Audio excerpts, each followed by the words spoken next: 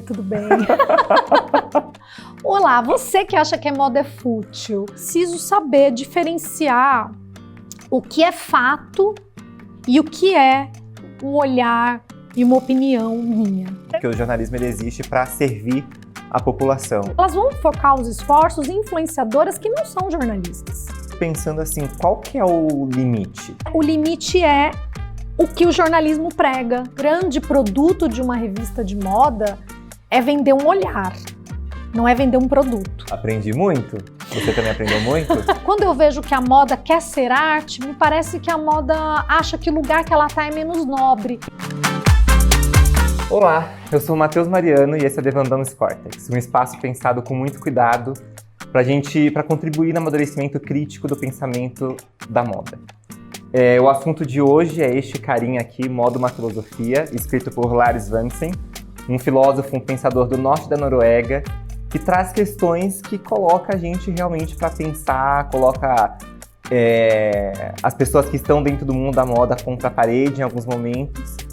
Mas enfim, a gente selecionou aqui para esse episódio 3 assuntos principais. Então, crítica de moda, moda como arte e a pergunta se moda é fútil, né? De onde vem isso? Minha convidada de hoje é Juliana Lopes. Muito obrigado por ter aceitado participar. Obrigada a você. E vamos lá, então esse é o 4º episódio da primeira temporada, um raio-x sobre a crítica de moda.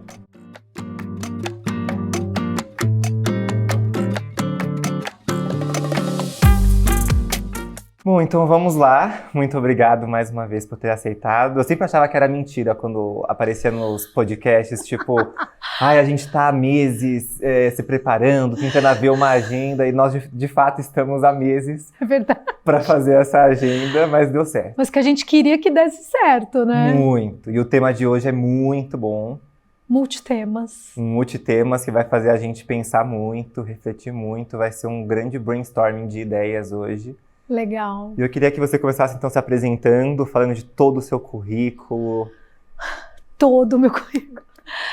Eu tenho já mais de 20 anos como jornalista, né? Me especializei nos últimos 15 anos em jornalismo de moda, né? Morei fora, morei 8 anos na Itália, principalmente passei a maior parte do tempo em Milão. Cobri muitos eventos, muitas semanas de moda, feiras de moda, entrevistei estilistas e também entrevistei jornalistas, né? Entrevistei a Franca Sozzani, que saudosa, foram horas lá na Condé Nast, que eu saí de lá impactada, né? Mas também entrevistei outras jornalistas, como a Suzy Menkes, que eu acho que vale muito falar dela hoje.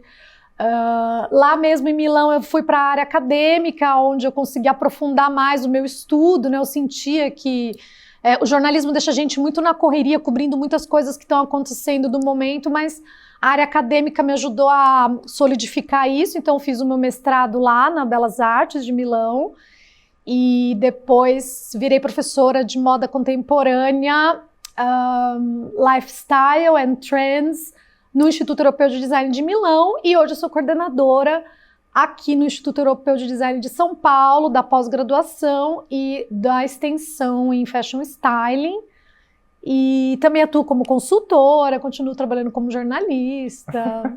Estamos aí. Só isso. Trabalhamos pouco, né? Uma mega autoridade no assunto. Obrigada. E vai render muito, com certeza. Então, o primeiro tópico que a gente selecionou aqui juntos para debater é sobre a crítica de moda. Em que pé estamos? Mas antes disso, eu queria passar então pelo papel do jornalismo, né? O Felipe Pena fala no livro dele, Teoria do Jornalismo, que o jornalismo ele existe para servir a população, né? Pra trazer... Exatamente. É isso. O jornalismo, ele é uma ferramenta que ele precisa servir ao leitor, né? Por isso que ele é tão judiado, tão mal falado, tão observado, né? As pessoas se magoam com o jornalismo, porque o jornalismo ele precisa ter uma imparcialidade, ele precisa contar o que ele está vendo. Nós fazemos, como jornalistas, a gente faz praticamente um juramento. Então eu não posso deixar de contar alguma coisa que esteja acontecendo com você. Né? Por isso que as pessoas que ficam, eu não quero ver a mídia, porque a mídia só tem coisas terríveis. A mídia precisa contar o que está acontecendo. né? E se as coisas que estão acontecendo não são legais, é papel da mídia também embalar esse tipo de conteúdo. O que acontece é que não necessariamente o papel do jornalista é ter uma opinião sobre algo. E aí a gente entra nesse ponto que a gente está falando aqui, né? Porque o jornalista, ele noticia, ele tem técnicas para ele noticiar, ele tem perguntas que ele é obrigado a responder, né? As principais perguntas que o jornalista precisa responder é o que a gente chama de lead, que é o primeiro parágrafo que aparece, o primeiro trecho que aparece numa reportagem. Então, o que, por quê, como, onde, quem, são perguntas muito concretas sobre um fato. Agora, para partir daí para um juízo de valor, já não é mais uma reportagem, já não é mais um texto jornalístico. Ele vai para uma outra questão, ele vai para um artigo que sim, pode ser assinado por um jornalista, né, ou pode ser assinado por um outro especialista, mas existem espaços dentro de qualquer publicação aonde você vai poder emitir a sua opinião, e isso precisa estar claro para quem está lendo, que é a opinião da Juliana, que é a opinião né, de um outro qualquer profissional. Por quê? Porque a pessoa que está lendo, ela tem que saber que, por mais que seja uma opinião de alguém com autoridade, né, e a autoridade não é construída de um dia para o outro, né, demora muito tempo para você até dizer, nossa, realmente me sinto autoridade falando nisso. É uma coisa que é construída com muito tempo e muito trabalho. E talvez aquela opinião seja relevante por conta dessa autoridade. Mas o leitor, a pessoa que está do outro lado, ela precisa escolher se ela quer ou não ouvir a minha opinião, né? Então, quando a gente fala de crítica, a palavra por si só já nos leva a entender que está sendo colocada uma opinião. Por isso que precisamos entender aonde está o jornalismo e aonde está a opinião, né? O jornalismo vai noticiar que houve sim um desfile da Gucci, que a diretora criativa não é mais a Frida Giannini e que a Frida Giannini foi trocada por tal motivo comprovado. Então eu não posso dizer, eu acho que ela não estava funcionando, a Frida. É claro que eu posso falar isso tomando um café com você, mas para eu escrever que não estava mais funcionando uma diretora criativa de uma empresa, eu preciso ter responsabilidade para confirmar com a empresa os motivos, né? E eu preciso que essa fonte seja colocada para o leitor. Então o leitor tem que entender, a Frida Giannini foi trocada por esse motivo. O Michele foi chamado por causa deste motivo. A coleção apresentou, e aí entra uma análise, apresentou este tipo de silhueta, esta cartela de cor.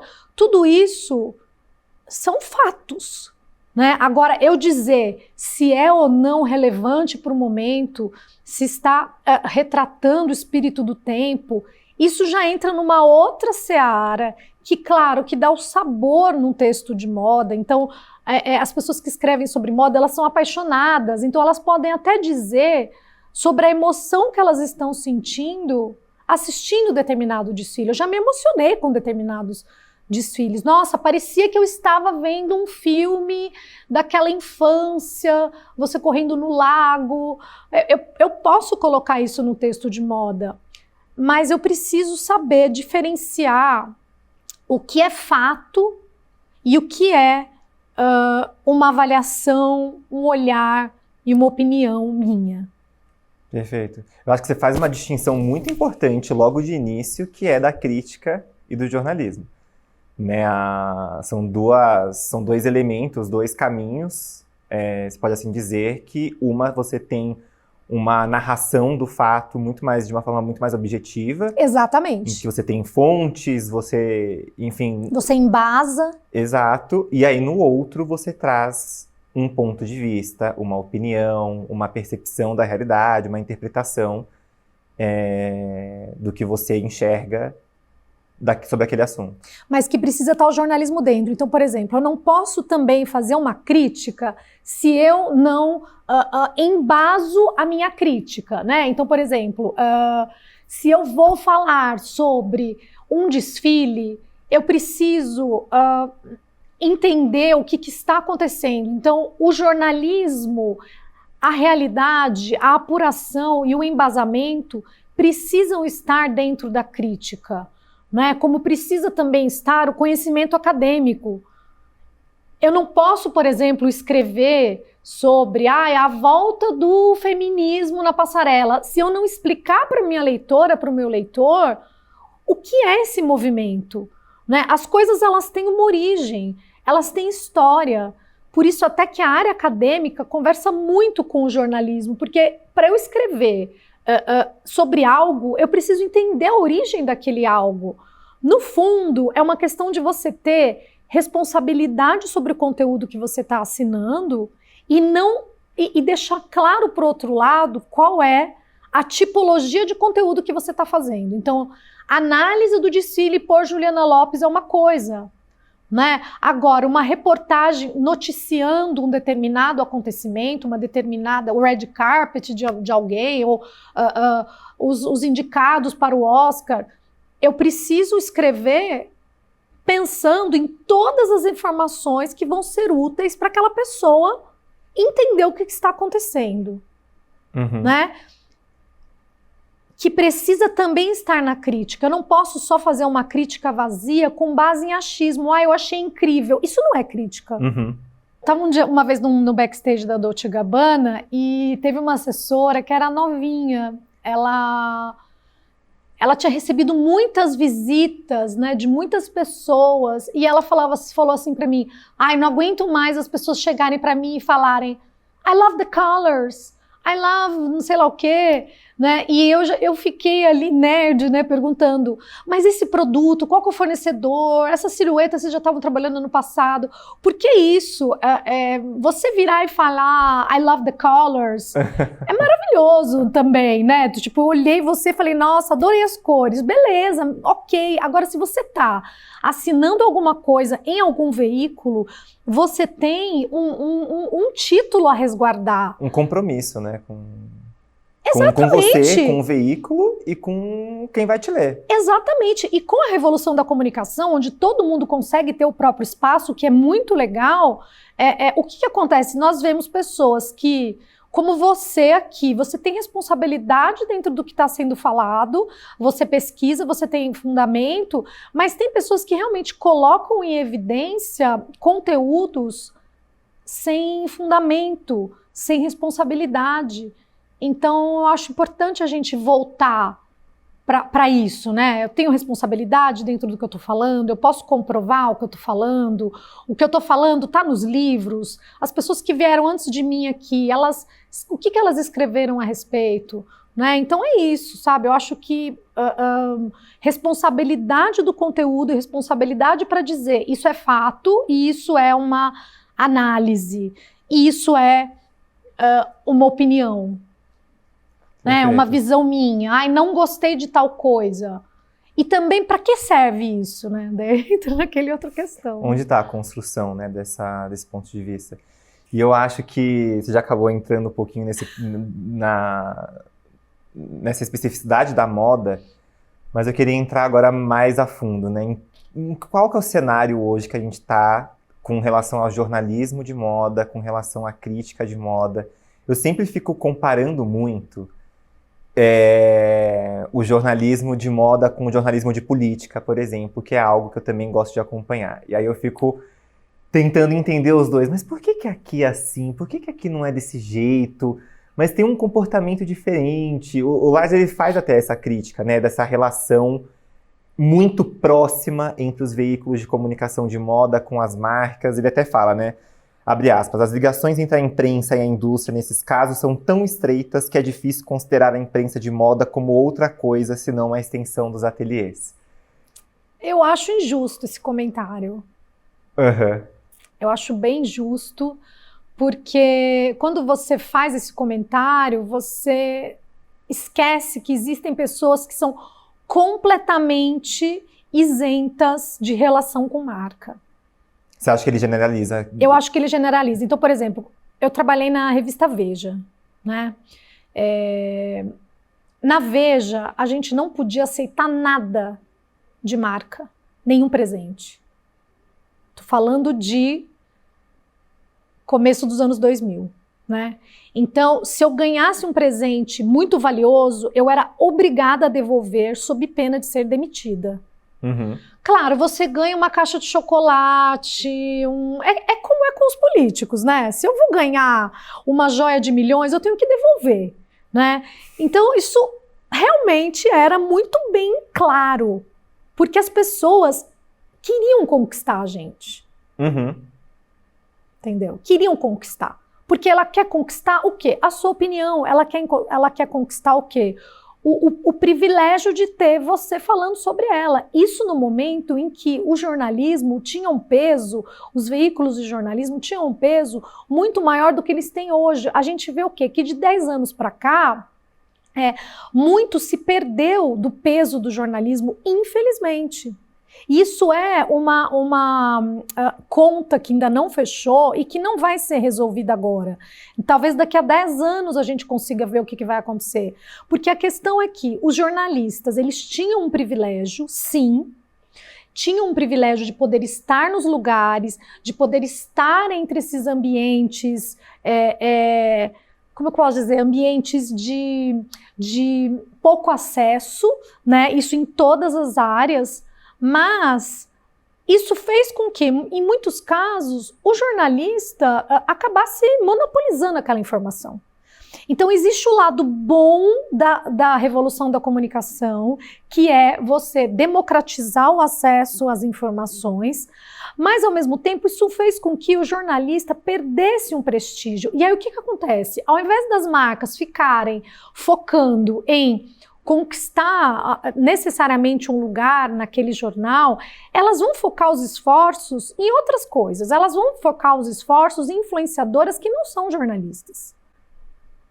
Uhum. Então hoje, se a gente pensar em relação com marca, essa relação com marca, ela é muito mais próxima entre as influenciadoras do que entre as jornalistas.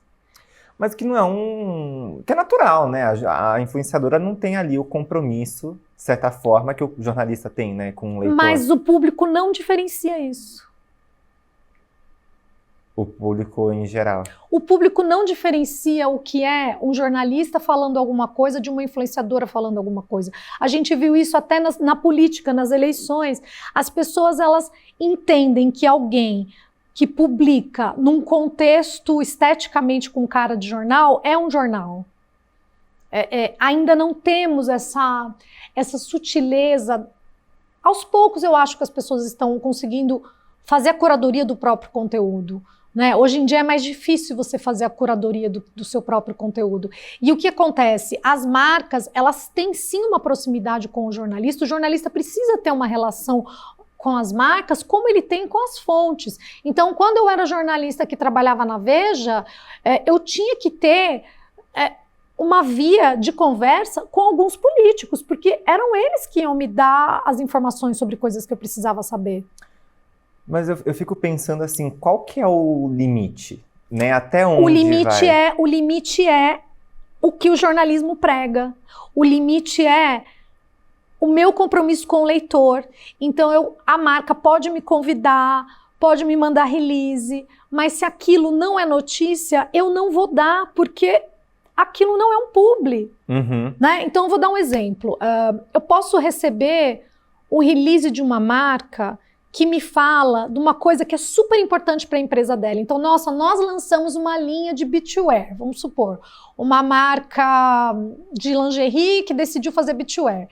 Aquilo, no interno da marca, é a notícia mais importante do ano. Mas, para mim, e para o meu leitor, quando eu digo para mim e para o meu leitor, né? Para o meu leitor, não é a notícia mais importante do ano. É uma notícia sobre uma marca. Agora, se eu tiver 5 marcas de lingerie, né, que estejam lançando uma marca de beachwear, aquilo, para mim, vira tendência. Aí eu vou falar, nossa, existe uma movimentação do mercado que está fazendo com que as marcas de lingerie lancem beachwear. Então, vou né, senti um cheirinho de uma tendência, eu vou atrás disso, daí eu vou fazer o quê? Vou ver pesquisa de mercado, pesquisa de público, o que o marketing de cada uma das empresas falou, e aí sim eu vou falar daquilo, mas não basta ser algo importante para a marca para ser importante para o meu leitor, necessariamente. E o jornalista ele tem que filtrar, e ele tem que ter uma conversa com a marca, né? Então, por exemplo, uma vez eu pedi uma entrevista com Dolce & Gabbana, e aí me falaram, olha, a gente consegue te colocar no lançamento do livro, que era um livro sobre futebol.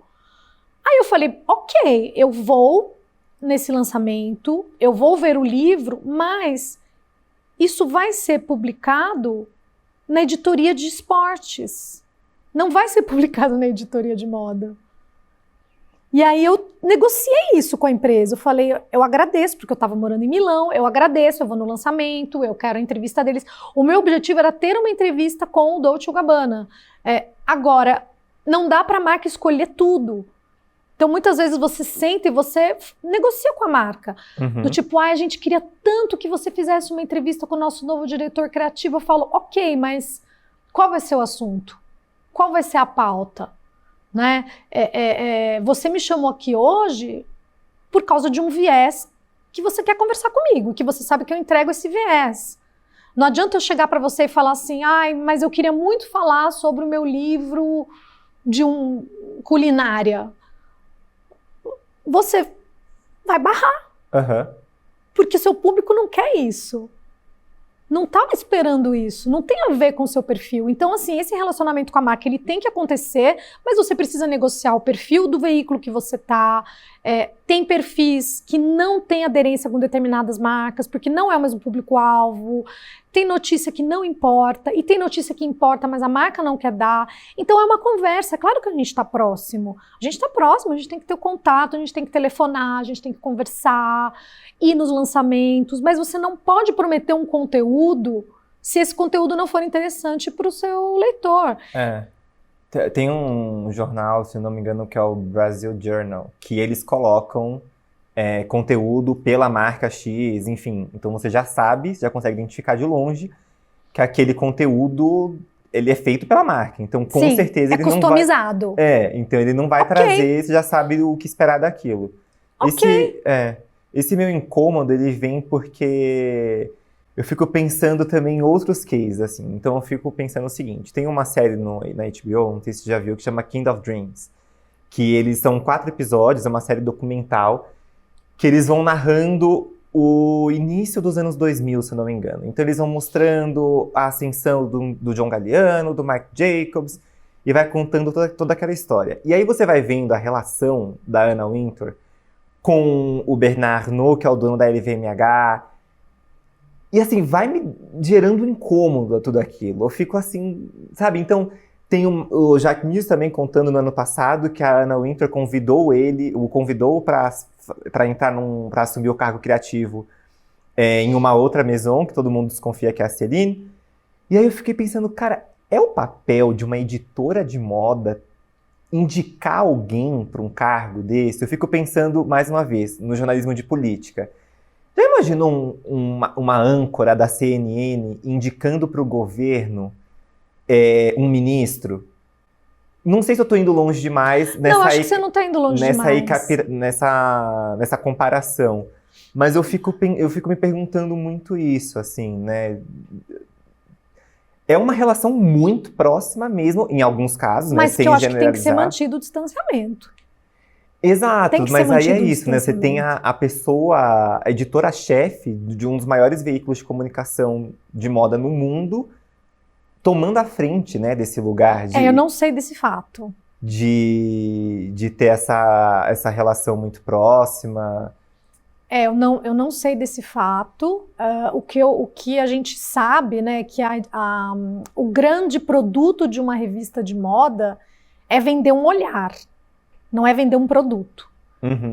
Você, por consequência, pode acabar ajudando a vender um produto, porque você está endossando aquilo, né? Mas o que é o mais caro, né, de uma revista de moda é o seu olhar.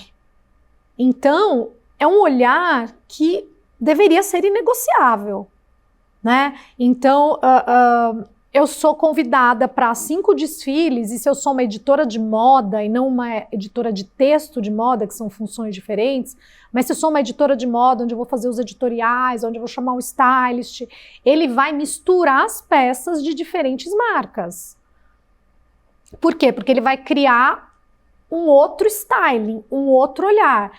Para ele conseguir isso, ele precisa ter a confiança das marcas. As marcas não vão emprestar roupa para qualquer veículo, porque também tem o lado das marcas que a gente tem que entender, que são, elas também querem entender aonde elas vão colocar os produtos dela. Ok, porque a gente está falando de uma outra autoria.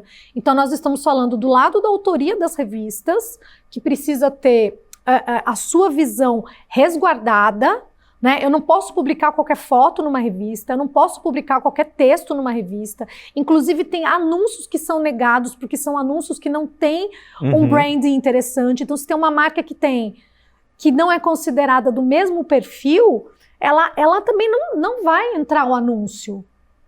Por quê? Porque é um anúncio que tá feio, que tá mal colocado do jeito que a revista gostaria que estivesse, porque a revista ela tem um padrão estético a seguir, porque é isso que ela vende, né? Então é óbvio que ela precisa ter essa relação com as marcas são o assunto da moda. Então assim, se eu sou repórter policial, como já de fato fui, o meu assunto é o quê? Crime. Então eu tenho que estar em contato com os delegados, com os policiais, com o secretário de Segurança Pública.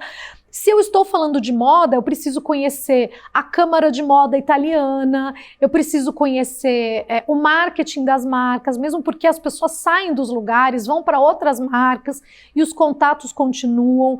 Agora, é necessário deixar um limite, né? Porque tanto a marca tem os seus interesses, como a revista tem os seus interesses, e o interesse da revista é estar a serviço desse compromisso que ela tem com o leitor, né? Exato, perfeito. Eu fico pensando muito, assim, né, nessa relação e nesse equilíbrio de pratinhos, né? Que Isso. É você equilibrar a sua fonte de receita com o que você oferece para o seu leitor, com essa independência, com a linha editorial. Enfim, é muita coisa realmente. É preciso um rigor. Sim. É preciso um rigor. E a Anna Wintour está lá até hoje porque ela tem um rigor. Né? Agora, qual é o modelo de negócio da Vogue, o que eles querem dentro, qual que é a diretriz, eu já não sei. Né? O que a gente entende é que cada revista também tem a sua diretriz, também tem a sua pauta, né? A linha editorial e as diretrizes comerciais. Então, se você está fazendo um ensaio que você precisa incluir uma determinada marca, porque tem isso também. Eu não acho justo uma marca ter uma receita de um anunciante que está lá todo mês e esse anunciante nunca sai em editorial nenhum. É um pouco um contrassenso, né? Porque, e aí, estamos juntos ou não estamos juntos? Né? Então, assim, eu acho também que o leitor também precisa entender isso, que é um conjunto de fatores. Agora, isso não significa que tudo está sendo financiado por trás. Né? As pessoas acham que tudo é vendido. Não é tudo vendido. Né? Tem a mídia espontânea, que é o quê? Eu vou falar dessa marca porque essa marca é relevante para mim. Independentemente dela me pagar ou não, ela é relevante para mim. E relevante para o meu leitor. Meu leitor quer saber o que aconteceu com o Dior, quer saber o que aconteceu com o Gucci. A Gucci me pagando, me anunciando ou não, aquilo para mim é pauta, é assunto. E eu fico, continuando nesse assunto da crítica de moda, eu fico pensando naquilo que a gente estava falando antes de começar, né? Do protagonismo que os veículos de comunicação que não nasceram da moda têm hoje nesse papel de um jornalismo mais parecido com as diretrizes que a gente comentou no começo do nosso papo, do que os veículos de comunicação tradicionais da moda.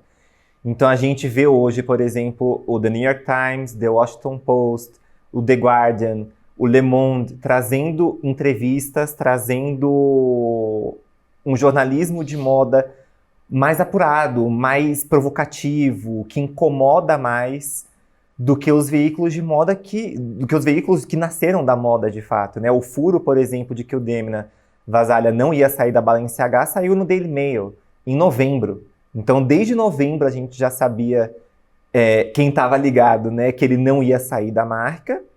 E eu não vi essa notícia em nenhum veículo de comunicação de moda, né? Semana passada saiu a notícia, por exemplo, enviada inclusive pela Duda, que fez pós-graduação com a gente, que a Gucci teve os escritórios deles abertos pela polícia, porque eles estão numa investigação de corrupção, se eu não me engano. E eu não vi nenhum veículo de moda comentando sobre esse assunto. Então, cadê as pessoas, né? Cadê a galera comentando sobre a Gucci sendo investigada por sonegação de imposto? Entendi. É que aí eu acho também que tem o seguinte, né? Tem momentos em que a marca de moda, ela não é só uma notícia de moda. Então, eu acho que aí tem vários fatores aí pra gente avaliar, né? Mas com essa nossa conversa, eu vejo o seguinte, para uma marca de moda sair num jornal, ou esse jornal tem uma editoria de moda muito bem estruturada, como o UOL já teve, né? Então, na época que eu trabalhava para o UOL, existia uma editoria de moda que tinha uma cobertura jornalística contínua e consistente sobre todos os assuntos em torno da moda, tá? Agora, existem vários motivos para uma marca de moda sair num jornal que não são moda. Então, a marca de moda, além de ser moda, além dela vender um estilo e desse estilo simbolizar algo para os veículos de moda, essas marcas elas vão ser noticiadas como uma marca de agribusiness, né? Elas são marcas que elas têm impacto econômico, elas têm impacto político, elas têm impacto, às vezes, jurídico. Uhum. Então, muitas vezes essas marcas de moda elas vão ser mais bem noticiadas quando o assunto não for estilo, por veículos que já têm essa expertise de olhar o lado político, jurídico e econômico. Então, existe também essa sensação que você tem de ser algo mais bem coberto, né, melhor coberto e melhor fundamentado, porque a gente sai da seara de uma notícia de moda. Ela não é mais uma notícia de moda. Ela é uma notícia de uma marca de moda. Mas eu não estou falando de moda. Você consegue entender essa diferença? Entendo. Uhum. Então, acho que é isso que também te incomoda, porque provavelmente essas fontes, elas vêm de gente que cobra economia e que não vai saber avaliar um desfile. Ela não vai saber analisar um desfile necessariamente, né? Uhum. Se você noticia numa editoria de economia. Ao mesmo tempo, a gente tem nomes muito fortes da moda que vêm de jornais, como, por exemplo, a Suzy Menkes. E a Suzy Menkes foi chamada uma época para trabalhar na Condé Nast, por quê? Porque ela levou aquele lastro jornalístico. Então, aí você entende que numa revista de moda, muitas vezes você pode ter alguém que entenda muito de moda, mas que não tem o tino jornalístico de quem já, por exemplo, cobriu hard news. O olhar é diferente. Uhum. E eu fico até pensando também em um outro case, que é do Demna, que puxa também uma outra fala que tem de um outro trecho do Moda Uma Filosofia, que ele fala o seguinte: a imprensa é decisiva para criar os criadores. Dessa importância, então, dos jornalistas, dos críticos, em fazer uma análise e melhorar ainda mais aquele criador que está ali. E aí isso me faz pensar naquela quase declaração a quem estava no desfile ano passado da Balenciaga, que o Demna escreve uma carta falando, ali no release, né, do desfile, eu não quero mais explicar os meus desfiles. Sim. E aí, só relembrando, então ele fala o seguinte: eu odeio caixas e odeio rótulos e odeio ser rotulado e colocado em uma caixa. A sociedade, a internet e o mundo em geral adoram fazer isso, porque assim se sentem seguros. É preciso ter coragem e persistência para assumir verdadeiramente sua identidade e quem realmente são. Cada dia se torna um campo de batalha para defender uma identidade única. E quanto mais você tenta ser você mesmo, mais você leva um soco na cara. Mas como é bom ser diferente do outro. Decidi não explicar mais minhas coleções e verbalizar meus designs, mas expressar um estado de espírito. A moda é uma arte visual e tudo que precisamos é que ela seja vista pelos olhos de alguém. A moda, na melhor das hipóteses, não deveria precisar de uma história para ser vendida a alguém. Você gosta ou não. E aí a gente pode ver por dois ângulos, né? Talvez essa história toda. Como que causa um incômodo em um diretor criativo receber críticas. E também tem uma outra lente que eu fico perguntando, será que os críticos de moda pecaram em não criticar o suficiente e evitar o que foi feito no final do ano passado? Naquela campanha super polêmica? Então, mas aí você está dando um papel para o jornalista ou para o crítico que seria de manipular a marca, né? O jornalista ele não tem que querer, nem o crítico, querer manipular a marca. Eu acho que de repente tem gente falando disso, mas que não está aparecendo na nossa timeline. A questão é essa, eu acho que hoje, para a gente ganhar relevância, não é tão simples você ter relevância para o seu leitor. As pessoas ainda estão se encontrando, onde está o meu leitor, né? E voltando a essa questão da crítica, primeiro, eu não vejo essa questão de que a crítica tem que moldar o estilista, ou que a crítica ou a comunicação de moda cria uma pessoa, cria, isso sim. Por quê? Porque cria uma personagem, porque publica, transforma aquilo em algo tangível. Esse é o papel da comunicação de moda no geral, não só do jornalismo, né? Então, a moda não existe até ser comunicada, porque a moda não é só um vestido, né? A moda é um conjunto enorme de um funcionamento do mercado e do pensamento em torno de um determinado gosto, tá? Indumentária é uma coisa, moda é outra, vestido é uma coisa, moda é outra.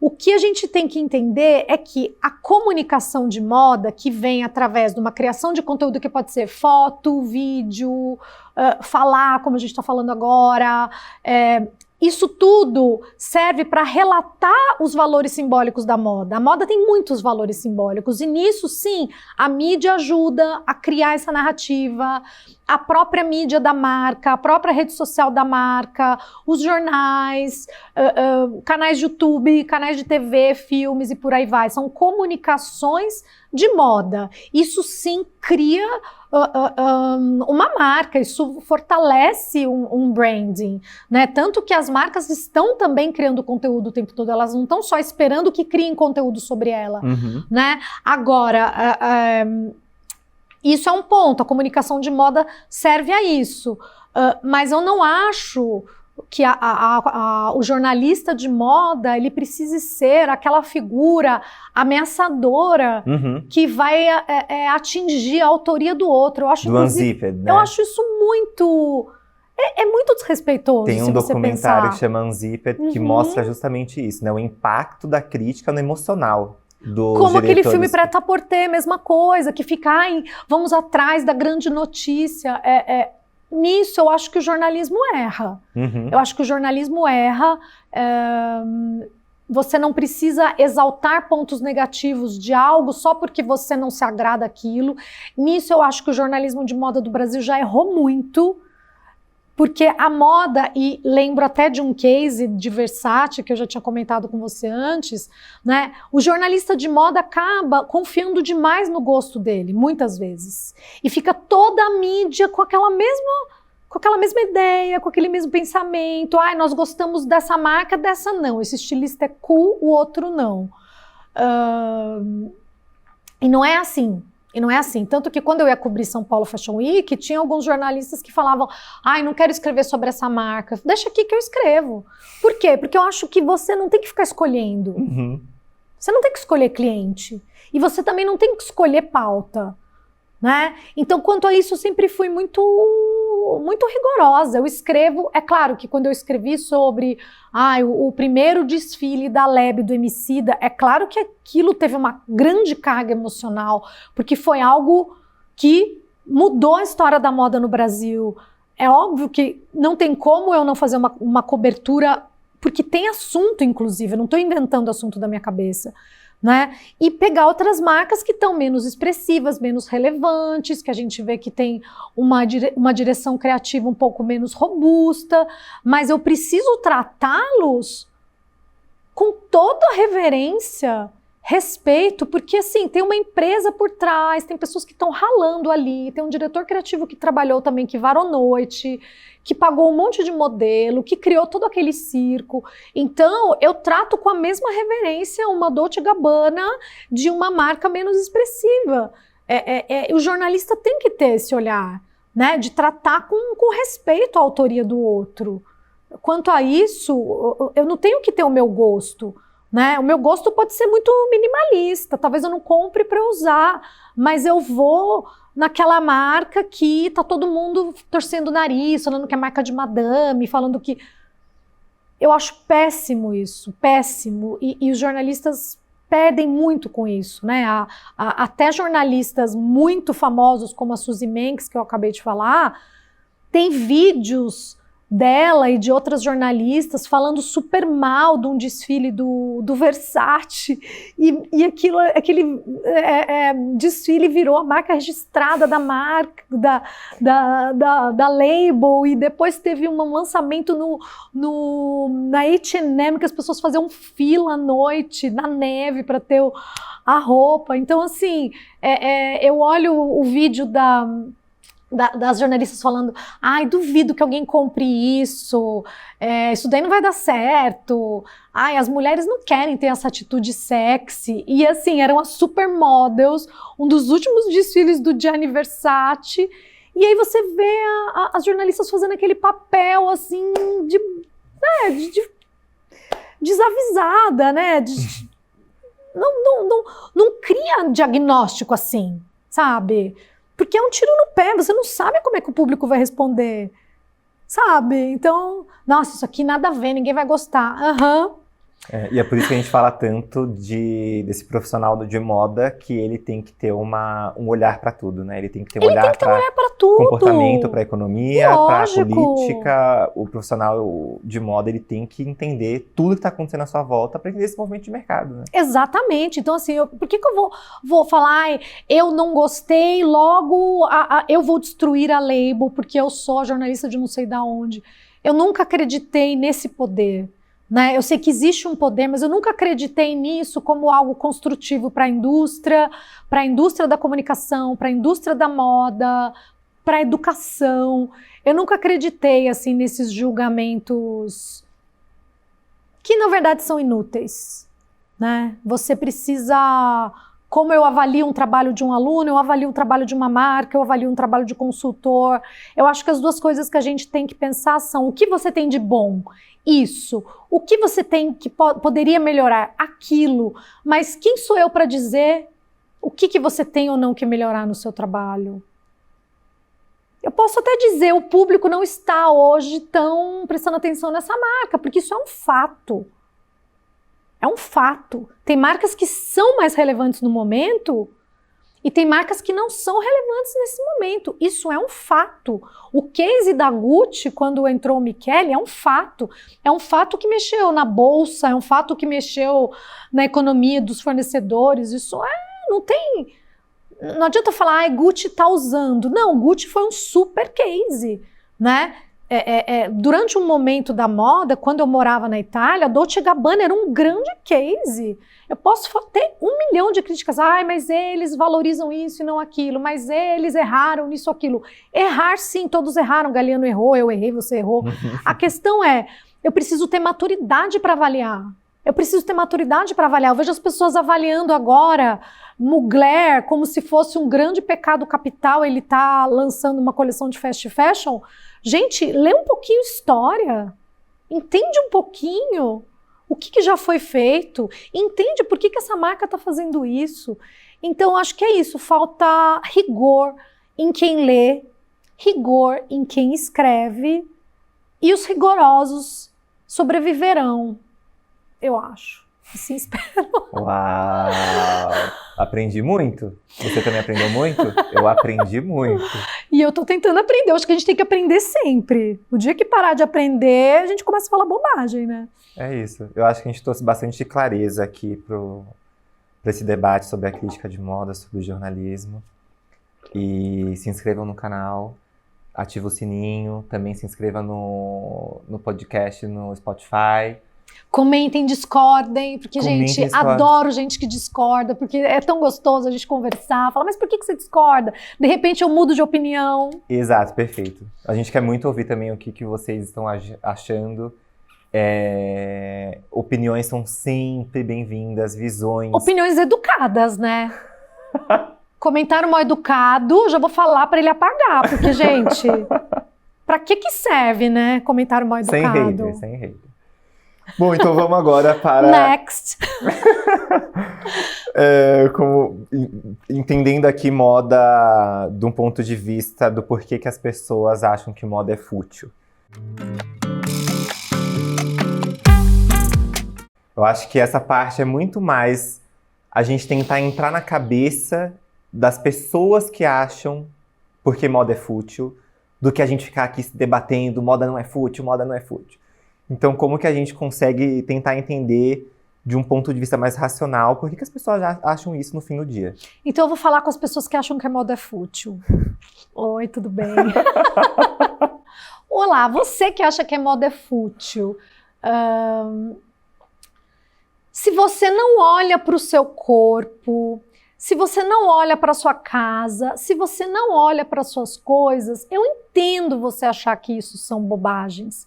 Mas se a pessoa tem respeito pelo próprio corpo, pela própria existência, respeito pela forma como ela vai se apresentar aos outros, né? Então eu vim aqui hoje, passei um perfume que eu achava que o Matheus ia gostar, a Margiela, não é um publi, mas é isso, eu acho que quando a gente se valoriza, a gente entende que a vestimenta e a informação que a minha vestimenta transmite, isso é algo que me valoriza, não tem como eu dizer que a moda que eu escolho é fútil.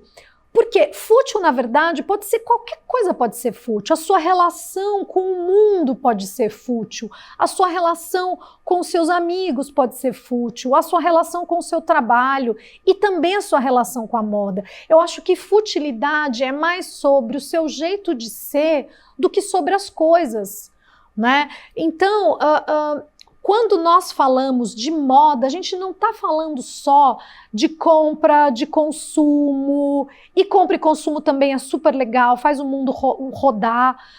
Quando a gente fala de moda, a gente está falando de códigos de um determinado gosto, né? Então, do que você gosta? O que faz você se sentir bem? Por que você prefere essa florzinha e não a outra florzinha? Esse par de óculos e não o outro par de óculos? Por que você prefere esse filme e não aquele? Esse restaurante e não aquele? Toda essa indústria do gosto, toda essa questão do seu estilo de vida, é aí que mora a moda. Então, se tem uma moda que você não gosta, significa que ela não retrata o estilo de vida que você quer ter e tá tudo bem. Perfeito. É isso. Né? E quando a gente olha principalmente para mulheres, né, para como a nossa imagem, as imagens das mulheres sempre foram muito perseguidas, observadas, e são até hoje. A gente tem lugares onde as mulheres não podem ainda cortar o cabelo, não podem passar um batom, tem que andar cobertas. A imagem das mulheres sempre foi muito perseguida, né? E aí a gente pensa, como é empoderador, sei que essa é uma palavra complicada, mas enfim, como é algo que me dá confiança eu poder ter o direito pela minha própria aparência, eu ter o direito pela minha própria beleza, pela forma como eu quero me expor ao mundo, né? A gente fala sobre isso hoje, sobre as liberdades, que aparência que eu quero ter? Eu quero ter uma aparência mais feminina, eu quero ter uma aparência mais neutra, eu quero ter uma aparência mais no gender. Hoje a gente está falando sobre direito às aparências, e a moda ela é um instrumento que te ajuda a você ter a aparência que você quer, a você se apresentar para o mundo da forma como você quer. A Alexandra Ocasio-Cortez, que é uma congressista dos Estados Unidos, que trabalha com pautas muito importantes para mulheres, né? Muito importante para imigrantes, para classes desfavorecidas em geral. Ela fez um tutorial de beleza na Vogue e que está no YouTube e que é maravilhoso, onde ela está conversando sobre toda a pauta política que ela tem no dia. Ela vai ter que ir para a rua, ela vai ter que entrevistar um monte de gente, então para isso ela precisa de um filtro solar. Aí ela tá lá, ela massageando o rosto, ela diz como é importante ela se cuidar, ela ter esse encontro com ela mesma. E depois ela fala como é empoderador e político para a mulher você poder passar um batom vermelho. Então, quando você vê uma congressista norte-americana, jovem, latina, falando sobre a importância que é dessa mulher olhar no espelho e poder se maquiar e estar do jeito que ela quer, e que isso também é também um ato político, eu realmente acho que a gente já tem tanta gente interessante falando sobre a importância da autoestima, que quem ainda está nesse discurso de futilidade, eu acho que só precisa se informar mais um pouquinho e usar isso a seu favor. Eu fiquei levantando várias hipóteses, assim, do porquê que as pessoas podem achar moda fútil.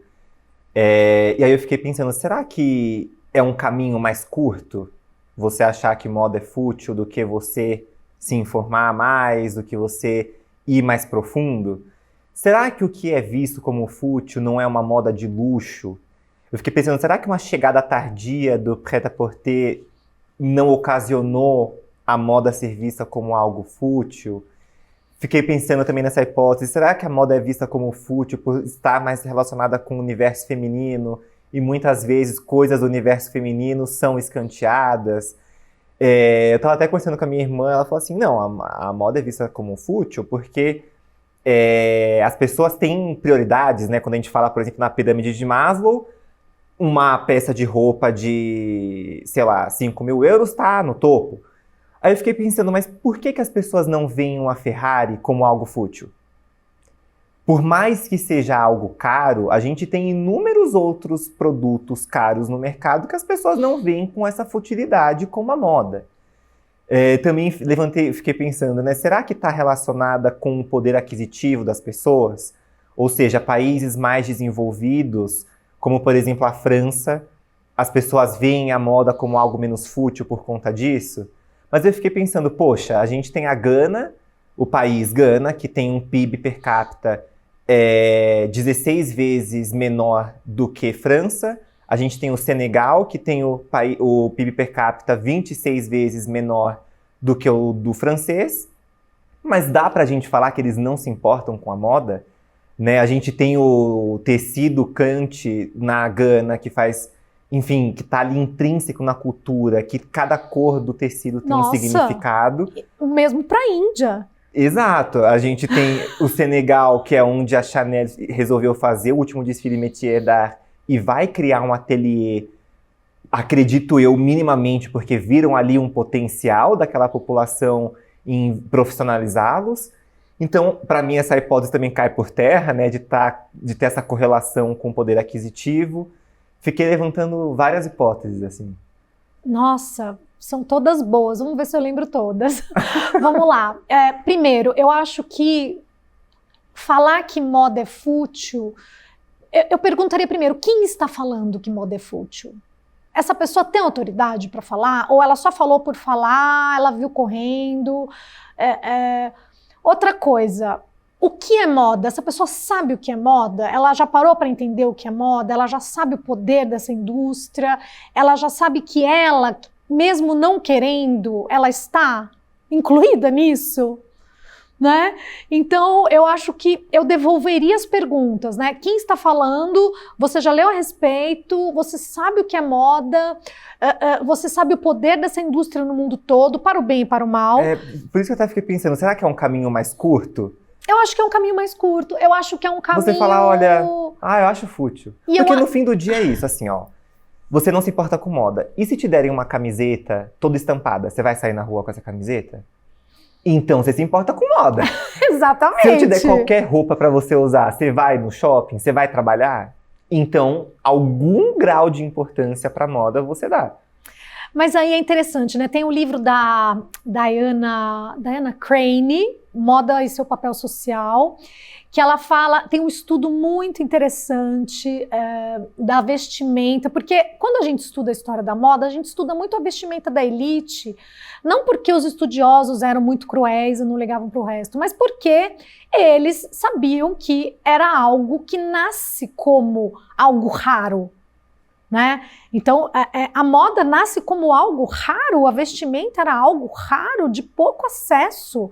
Por quê? Porque as pessoas não sabiam costurar, não tinham dinheiro para costurar, não tinham como pagar outra pessoa que costurasse, os tecidos eram caros, né? E aí, a Diana, ela levanta um estudo sobre a vestimenta do proletariado francês, e ela pega ali século XIX, e aí é muito interessante, porque o que a gente vê? A gente vê que a vestimenta era parte do patrimônio das famílias de proletariado. Então, assim, entre o seu patrimônio, que é tão ralo e pouco, e você mora na zona rural, e você trabalha o dia inteiro vestido com um saco de estopa costurado, mas você tem um terno, que você vai guardar aquele terno, e que aquele terno é uma porcentagem da sua renda do mês. Por quê? Porque você vai comprar aquilo para uma situação de casamento, para uma situação de luto, você vai dar este terno para o seu filho quando ele crescer.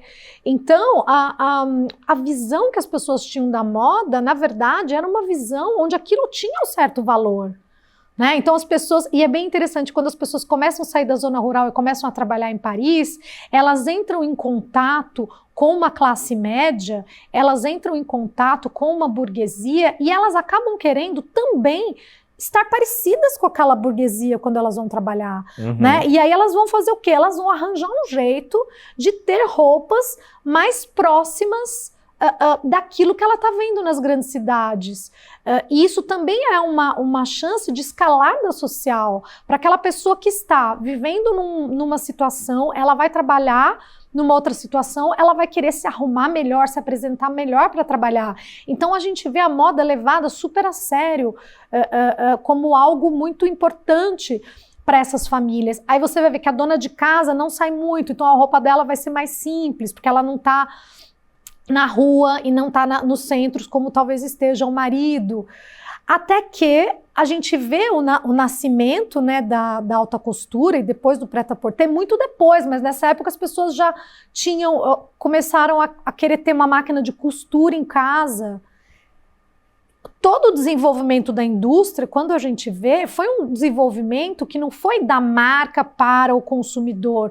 O consumidor estava sentindo essa necessidade de viver em sociedade, essa necessidade de viver dentro de uma civilização onde as pessoas se comportam de um determinado jeito, as pessoas elas querem ir atrás disso. E um outro dado que eu achei muito interessante, né, com esse olhar sobre a moda no proletariado, o que a gente percebe? Que conforme a pessoa vai enriquecendo mais, ela gasta uma maior porcentagem do que ela ganha com roupa. Faz todo sentido. Né? Então, assim, não é assim, ela tem mais dinheiro, logo ela vai guardar mais dinheiro. Sim, ela vai guardar mais dinheiro, mas ela vai reservar uma receita maior daquele salário dela para ela se vestir melhor, para ela vestir melhor os filhos. Né? O Armani, por exemplo, veio de uma família super pobre, mas a mãe dele era chiquérrima. Né? Então a mãe dele comprava tecido e ela fazia modelagem, costurava. Ele fala, nossa, num documentário que ele faz, ele fala, os meus colegas de escola achavam que a gente era riquíssimo e na verdade a gente era super pobre. E depois ele foi trabalhar numa loja de departamento em Milão, ainda super pobre, mas ele sempre teve essa ideia do lado rico internamente, da elegância que é essencial, de algo que está dentro de você. E aí a gente entende, né, como aquilo empoderou o Armani de certa forma. Ele falou, olha, a gente era muito pobre, mal tinha dinheiro para comer, mas eu decidi não ficar na situação de vítima. E a minha mãe colaborou muito com isso. E você vê fotos deles na praia, eles super arrumadinhos. Então eu acho que dá para a gente olhar por esse outro lado, e por um lado também que faz diferença para uma família você ter o dinheiro para comprar um bom vestido de noiva para sua filha, né? Ou para você ir na formatura do seu filho, ou o seu filho vai começar a trabalhar em algum lugar, aí você fala, nossa, vamos comprar umas calças para você ir bem arrumado para o seu novo trabalho. Então acho que tem toda uma ritualística que é interessante, e que faz bem, né? Fui longe, né? Nossa, fui até o Armani. Não, mas eu acho que é isso, é muito mais profundo do que o que a gente vê na superfície, assim, né? Tá muito conectado com história, com a nossa vivência, com o que a gente vai carregando ao longo da vida. E que vem antes do prêt-à-porter, que vem antes da alta costura. Isso que você trouxe tudo é antes do... É pré-alta costura, porque a gente vê o que? A alta costura, ela começa a se movimentar para organizar também um trabalho. Então, a alta costura também veio de uma pessoa, né, Worth, que ele estava trabalhando, ele era um trabalhador e ele queria sistematizar, organizar uma forma de produção. Estamos falando de trabalho, estamos falando de evolução, e isso eu acho que a moda pode ser uma boa parceira, sabe? Com certeza.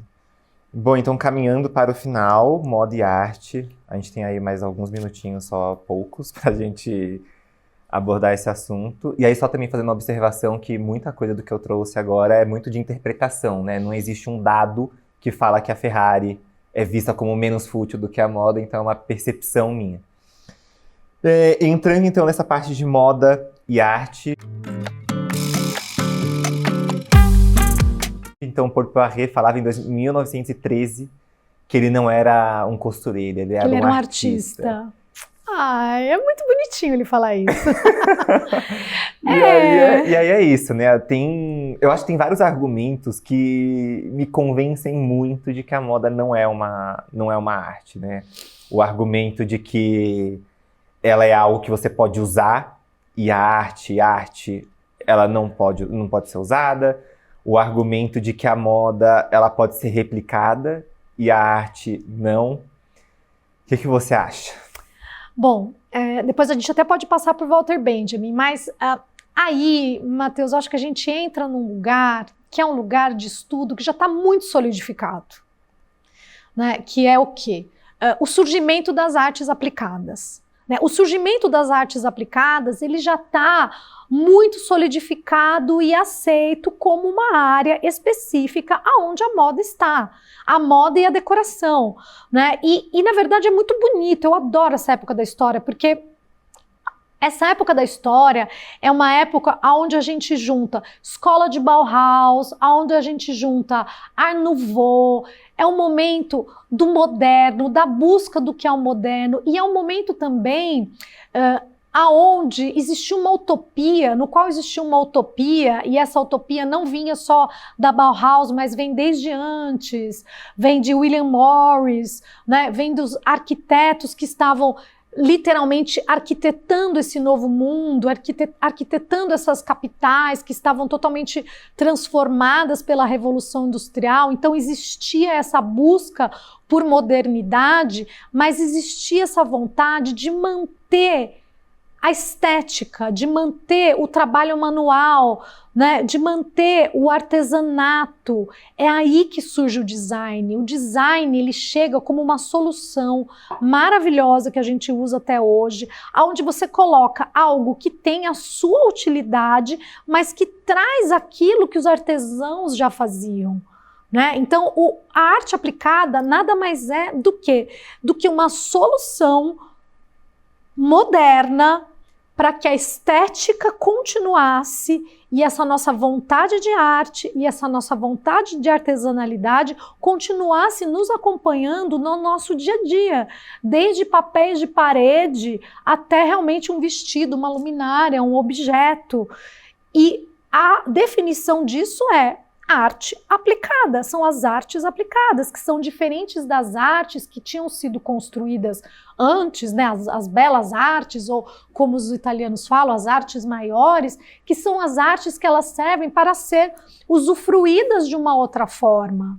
Né? Tem uma fruição daquele objeto de arte que é diferente de um vestido ou de um objeto de decoração que eu vou colocar dentro da minha casa. Eu posso usar os mesmos materiais, eu posso usar uma pesquisa profunda, mas eles ocupam lugares diferentes, são categorias de produtos diferentes. Não à toa, Miuccia Prada abriu a Fondazione Prada. Na Fondazione Prada não tem roupa, na Fondazione Prada tem arte contemporânea. E quando a Miuccia Prada cria uma Fondazione onde tem arte contemporânea, a gente sabe o quê? Que a moda ela precisa se alimentar da arte.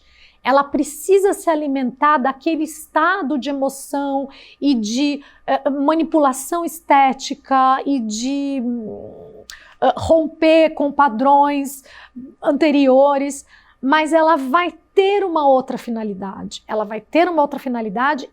Não à toa, o Victoria and Albert Museum é um museu de design onde nós temos acervo, né?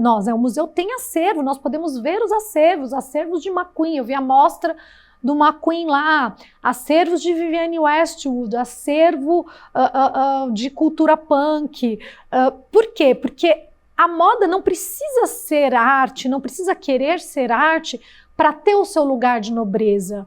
Né? Quando eu vejo que a moda quer ser arte, me parece que a moda acha que o lugar que ela está é menos nobre. E não é. O valor das artes aplicadas é super nobre, ele tem o seu lugar e ele pode inclusive parar num museu que talvez tenha uma outra finalidade, mas ele pode parar no museu, o que também não impede de um diretor criativo fazer uma obra de arte, que aí não vai ser uma roupa, vai ter uma outra finalidade.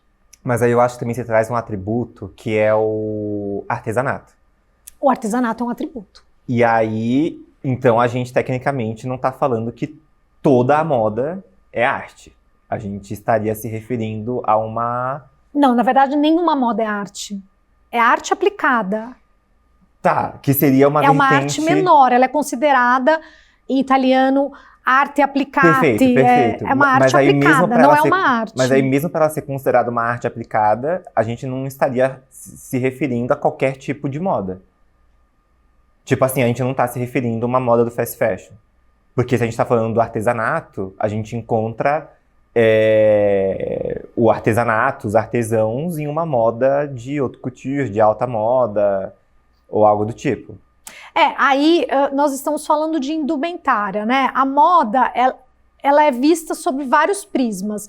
Quando você está me falando sobre fast fashion, aí eu vou falar de varejo, de uma direção criativa que existe. Mas quando eu digo que a moda é uma arte aplicada, eu estou falando a moda na sua essência.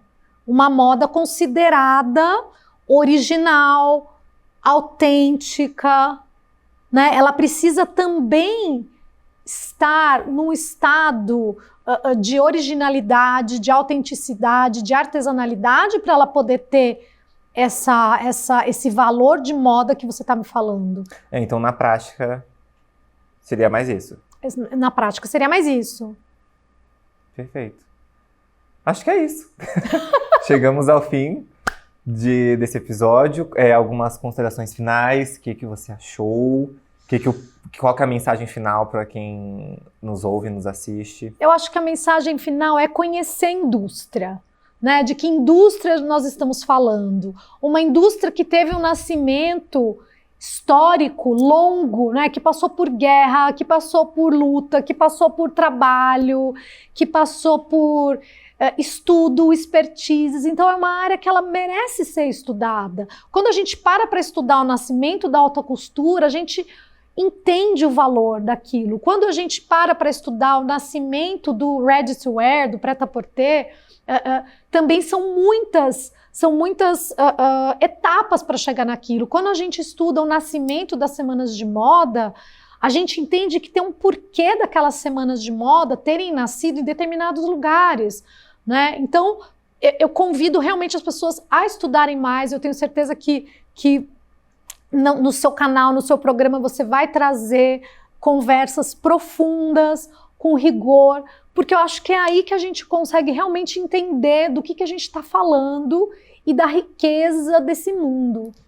Eu acho que esse papo já trouxe muito isso, né? Eu acho que a intenção era trazer o livro, que ele é provocativo, que a gente concorda e discorda com muitas coisas que ele traz, e a gente levantar e realmente mexer esse tapete, levantar a poeira para a gente conseguir discutir realmente sobre todos esses assuntos e trazer uma visão mais aprofundada. Então, só queria encerrar com uma entrevista que o autor do livro, né, o Lars Vansden, dá para a Cid Façanha, que ela pergunta assim para ele: qual a importância do pensamento reflexivo na moda, de que forma afeta a criatividade? E aí ele responde: vou citar Sócrates nas palavras de Platão sobre isso. A vida sem reflexão não vale a pena ser vivida. Portanto, diria que uma roupa feita sem reflexão não vale a pena ser vestida. Adoro! Muito bom! Bom, gente, muito obrigado para quem nos acompanhou hoje. Essa foi Juliana Lopes, conversando sobre Moda Uma Filosofia. Mais uma vez, se inscrevam no canal, contem pra gente o que vocês acharam, quais são as suas reflexões. E muito obrigado mais uma vez a todos e até semana que vem.